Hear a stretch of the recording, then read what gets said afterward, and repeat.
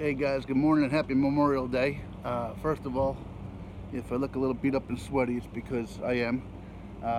Just got done mowing a few lawns. It's only about 9 o'clock in the morning here on the East Coast, and I work till about 7.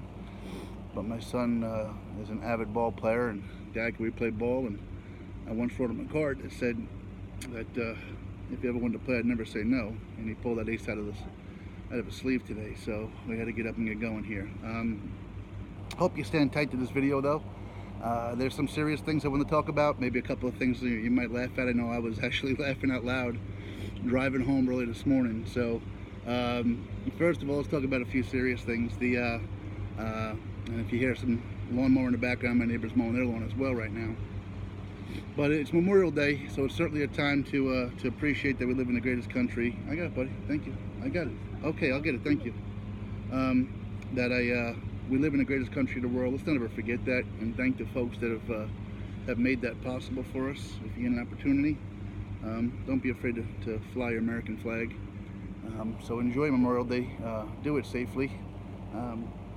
Safety, that reminds me something I want to talk about. One of the interesting things for me on the journey was I got to see places I had never seen before, and I will admit that most every place I went to, I remember not because of the place, with the exception of one or two, but because of the people. But in the last week, two places I visited, and people who are more than just acquaintances and become friends to me, were faced with some of Mother Nature's horrors. Joplin, Missouri got hit, I think it was 8 or 9 years to the date, when more than 150 people perished in a tornado. They got hit again, and I think 2 days ago, El Reno, Oklahoma was hit. 2 people lost their lives in that twister. And when you read about it, you read how quickly it came up, and there really wasn't any time for anybody to find safety. It's just a crazy, crazy thing. So again, as I remind everybody, appreciate today, thank yourselves for today. What you have, don't worry about what you don't have. And don't take today for granted. Also read about a couple of horrific automobile crashes taking the lives of people on a Memorial Day weekend. So it's never a good thing at all, as far as that goes. But I want to talk about a couple things in addition to that came to mind. I've been wanting to do a video for about a week or so, and it's amazing how quickly time gets away from you. I mean, I do my videos, sometimes they take about 15 minutes when I max them out. But it seems like it's an easy thing to do, but finding that time is just crazy. Same thing kind of with the book. As an example, take a look at the next couple of weekends. Next weekend, my son has a baseball tournament. Starts we got to leave here at 6:30 in the morning, all day Saturday. If they win, which they probably will, they'll advance to Sunday. Then during the week, Jamie and I are going to go visit some friends we met on the journey at a Phil Vassa concert down in Nashville, and drive down there. So between working overnight and leaving first thing in the morning to head down there, it's going to be a busy time. And the following weekend, I'm very blessed to be able to give my daughters something that I've been meaning to, and that is I'll be taking them. I won't be taking them. I will be taking them to the theater, but they will be going inside to watch Hamilton. But that's a full day in New York City that I'll be having, taking up another weekend day. And then lastly, the weekend after that, I've got to get my kids up to see my mom, see Grandma. And the reason that is because my son and his baseball team have a tournament, a national tournament in Ocean City, Maryland, the entire following week and weekend. So it's amazing how these weekends go by, and time elapses. So I didn't get this video. I've had a few thoughts in my mind I want to share with you guys for a few days now, and that's why it was imperative as I'm mowing this lawn. I'm like, look, I'm not even gonna go shower.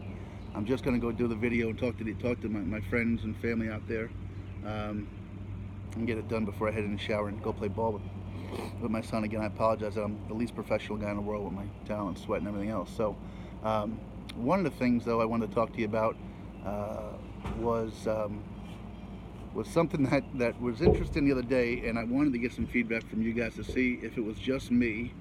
But like everything else, I kind of tie it into the journey and people and how we react to each other. I got an email forwarded to me from somebody I hadn't met but followed me through the journey, and it was this really neat story about in Oregon, this little boy that wanted to be a firefighter, and the extent that the fire company went to. And at the end of it, in big red letters, was, "This is a true story." And it dawned on me for a minute that, you know, we read a lot of these things, and what's kind of sad, and I didn't realize I even did it, is while I'm reading the story, I've got kind of tears welling up in my eyes, but yet at the end, this true story thing made me question, is this really true? And you know, I know we get a lot of these heartwarming stories. We think that the news is all negative and everything's about negativity, but we all read about these heartwarming stories. But I wonder how many out there wonder if they're true or not, and if that changes anything. And that's what I kind of got mad at myself about. It was a story that was uplifting to me, and it brought me to a different place in a moment. And yet, at the end of it, for some reason, I had a question whether it was true or not, maybe. Or maybe I wasn't going to question until I put that. But why? What does it matter? What does it matter if the story took me somewhere, true or not? It made me believe in something positive and happy and so forth. And it reminded me of a story, and I'm probably going to run long today. It reminded me of a story back in college. I actually failed a public speaking course. So, and it touches on the same thing.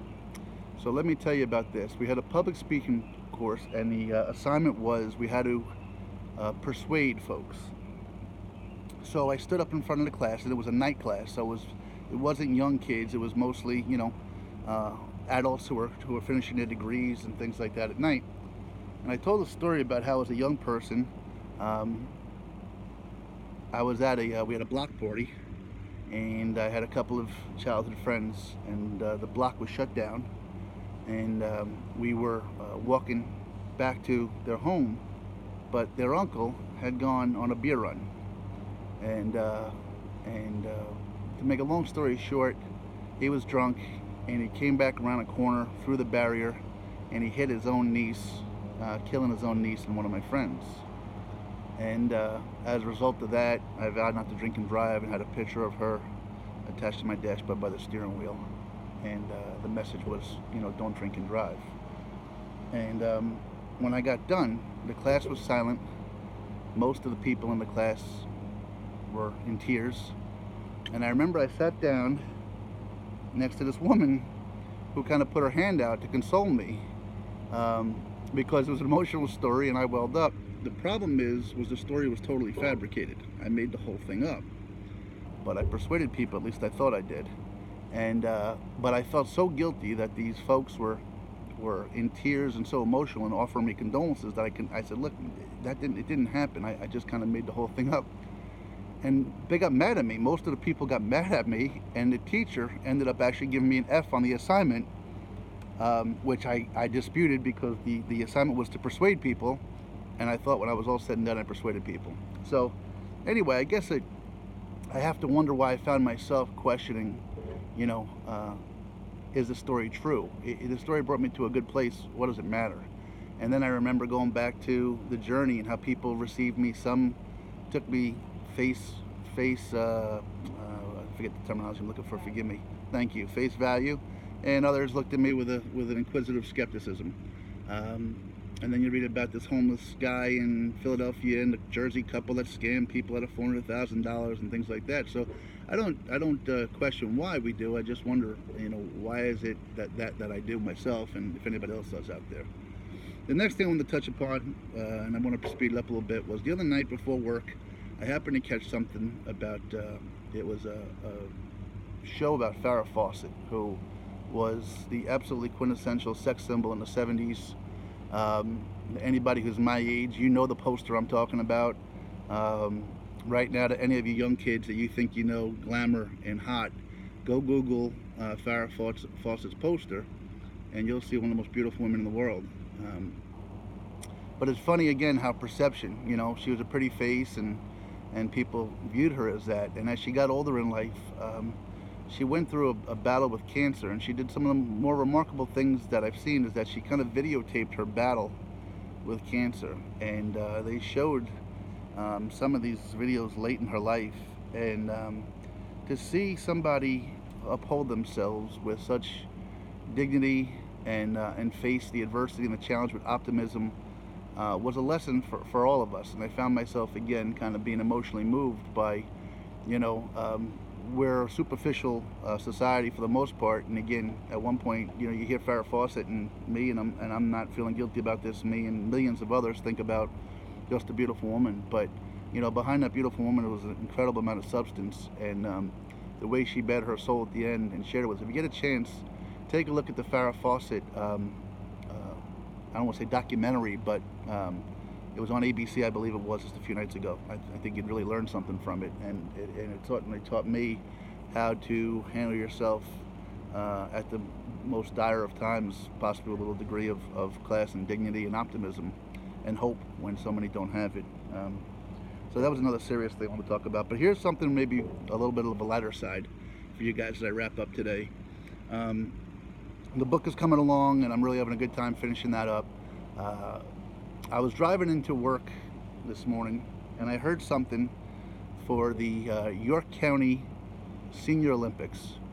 And I don't know why. You know, I used to be a pretty good athlete back in the day, and I enjoyed going to my son's ball games and things like that. And I said, yeah, I wonder about that there. I wonder how old you have to be to qualify for the Senior Olympics and what they've got with it. So on my drive home this morning at about 5:30, 6 o'clock a.m., I Googled the Senior Olympics, and I started to laugh out loud, and I'll tell you why. But there's also a second part of it too, where if you hang tight with me through this part, I'm going to make you the richest people in the world in about 10 years. So just hang tight with me. So I Google it, and I said, you know, I wonder what kind of events they have. My knees are pretty much shot, and I can't do that. But I'm sure they have many Olympic events like discus or shot put or some kind of mimic of an Olympiad. So I Google it, and it talks about you got to be 50 years old. Well, I'm 51, so man, how cool is that? Maybe I qualify. Let's see what kind of events they have. You have to enroll by June 7th. The games are June 18th through the 21st. And as I start to read it, the events start off. There's over 40 events. The triathlon, bocce, poker, Wii bowling. And I lost it with Wii bowling. Can you imagine that I'm sitting in my living room playing a video game and my kids say, Dad, stop playing a video game? And I just, look, no guys, I'm not playing, I'm training right now. Can you imagine putting on your mantelpiece the gold medal or the blue ribbon for winning the Wii bowling competition? Poker, is that really an athletic event? You know, you have to be over 50 to play poker. I don't know. I just started to laugh when I saw it, so I'm still going to look into it and see what we got. But here's, if you're still hanging tight with me, a little bit of fun. So I know somebody. I'm going to call out his name. I haven't called out many people's names in here, but name's Adam Boyce. He's a Dalmatian-faced, pseudo-suicidal at times. I think he's only 40 years old right now, and he happens to be one of my dearest friends. Unlikable to most, but I will share this with you. He is the world's greatest Wii bowler, the world's greatest. So he doesn't know this yet. I texted him earlier. I haven't heard back yet. So here's the deal. So when he turns 50, I'm going to become his manager, like in the movie Kingpin. And we're going to enroll him in the Senior Olympics for Wii bowling. I pray it's still an event by then. It is the surest of sure things you'll ever imagine. And what I'm going to do is I'm going to clean out my 401k. I'm going to find out what the Vegas odds are on Adam Boyce in the York County Senior Olympics. And I'm dumping it all on him to win the Wii bowling competition. So remember that 10 years from now, thanks bud, 10 years from now, alrighty, when you have an opportunity to take your life savings and just double it, triple it, whatever you got to do, the name's Adam Boyce, the York County Senior Olympics, the Wii bowling event. All right. So anyway, guys, thanks for sharing, thanks for following. I love you guys. Remember to point the thumb when you can. If I do anything with the Senior Olympics, I'll let you know. Maybe I'll look into it for next year. It's a little bit too short for this year. But seriously, ask yourselves, if you guys, when you hear these stories that you find on the internet that get forwarded to you time and time again, and they're uplifting, if you ask yourself, or if it even matters to you, if they're real or not. I found myself finding that it mattered, and I'm not really sure why. So thanks guys for following. Have yourselves a great Memorial Day. Be safe. Say prayers for our friends out in El Reno and Joplin, and I'll talk to you soon.